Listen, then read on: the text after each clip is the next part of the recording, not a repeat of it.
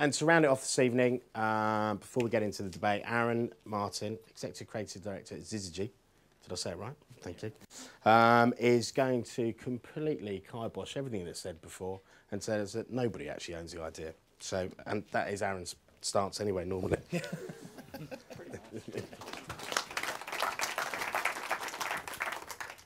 Now, unfortunately, you get to look at my ugly mug and my slides, but never mind. And I think you'll find that we're probably all wildly, violently agreeing up here, but let's see how we go. Those of you in the crowd that know me, and there's a few faces that do, know that I'm capable of going off on one for hours and hours. So to keep my talk moving tonight, I'm going to present in a way called Petakucha. And for those of you that are unfamiliar with Petakucha, it's quite simple. There's 20 slides, and each one is time to change after 20 seconds, which should hopefully be now. Whew. That won't happen much. Petakucha means chit-chat in Japanese, and it's a brainchild of two people, Astrid Klein and Mark Dytham, of Klein Dytham Architecture in Tokyo, which is completely irrelevant to you guys. Is it my idea? Absolutely not. Do you care? I wouldn't think so. I think you're probably more interested in that I'm not going to bore you. And that's my point. Who really cares where an idea comes from? And who owns it? Who cares? Is this the last true bastion of 80s ego advertising to think that we can own an idea? Perhaps we've all lost sight of a little of what we're here to do. But let's not jump the gun. Let's just consider this logically. What is an idea anyway? Well, you know you're in trouble when even Wikipedia can't define an idea without saying it doesn't meet its own quality standards. Wikipedia. But let's just ride for a sec. An idea is a thought formed by consciousness through the process of ideation. That sounds like a load of planning wank to me. That's not a swear. So really, what's the chance of owning one? Well, not much, according to Wikipedia again. Ownership is a state or fact of exclusive rights and control over property, which may be an object, land, real estate, intellectual property. It's not really sounding like you can own an idea. But, you know, hey, intellectual property? Kind of sounding like we might be on the right track. So off to the British Museum, obviously not today. Let's look at intellectual property. So off I went to the British Museum, metaphorically speaking, and looked up patents. And a patent is a legal right when granted, gives a patentee a monopoly to make, use or sell an invention for a jurisdiction in a jurisdiction for a fixed period of time. Yeah, it doesn't really sound like an idea to me. That sounds more like an execution. But let's all put these definitions aside for a second and consider just for a moment that one could own an idea. I mean, after all, this is ideas business, right? We're in advertising. This is what we do. So let's look at our moral authority when it comes to asserting our right over the ideas that pay our wages. First, let's consider where our ideas come from. Now, those of you ad spotters, you'll know what this is. This is, of course, Honda Cogs. And for the more arty amongst you, you'll know that this is The Way Things Go. It's a movie made by Swiss artist duo Peter Fischli and David Weiss. You may see some similarities here.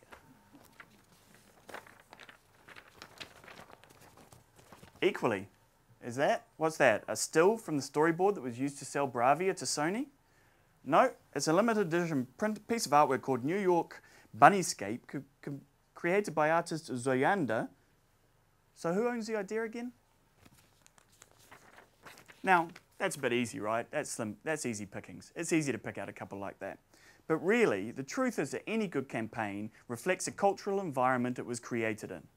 Just as art imitates life and life imitates art, so advertising should be the reflection of our culture and the times in which we live.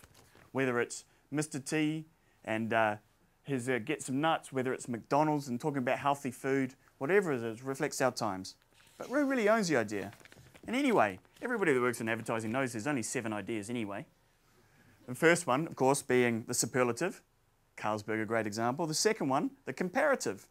Better than your ordinary detergent. Or your money back. Next couple, you've got the celebrity endorsement, of which Gordon is far too common on. You'll have to excuse the Vanish Oxy, that's not meant to be there at the moment. And then you've got the philosophy, the product story. This is why we do what we do, this is how we do it, and this is why the product is different. Honda's a good example of that. And the demonstration, which is where, of course, Vanish Oxy action really comes into its own. Then you've got the pastiche, which is, of course, the favourite of any hackneyed writers everywhere, you know. Turn out a pastiche in the twilight of your career.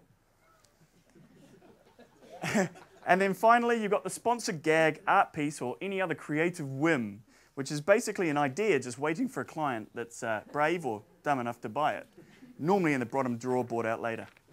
Of course, they're the ideas, but if you really want to start an argument, why talk about the ideas from this perspective? Why not go back to your agencies tomorrow, go into the creative department, bring the planners in and say, right, who owns the idea in here?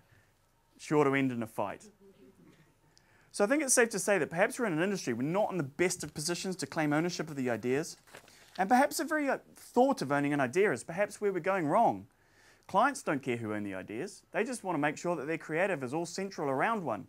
Consumers don't care who own the ideas. They wouldn't know what an idea is. Perhaps the very notion of owning an idea is like chasing rainbows. So why do we spend endless hours discussing, fighting, arguing, spending our Tuesday nights here talking about it? Shouldn't we spend all that effort on making sure the executions are as good as they can? Shouldn't we really rally around an idea, collectively improve it, and then focus on making its bits as good as it can be? Take this idea of Petacucha, for example. Some of you may notice I'm only on slide 16. It's a subtle thing up there. So if I'm true to the idea of I've got 3 more slides to go, and that's my point. Who cares what ideas it is? I don't. I don't even believe you can own an idea. But you can own an execution, and this execution is mine, and this is where it ends.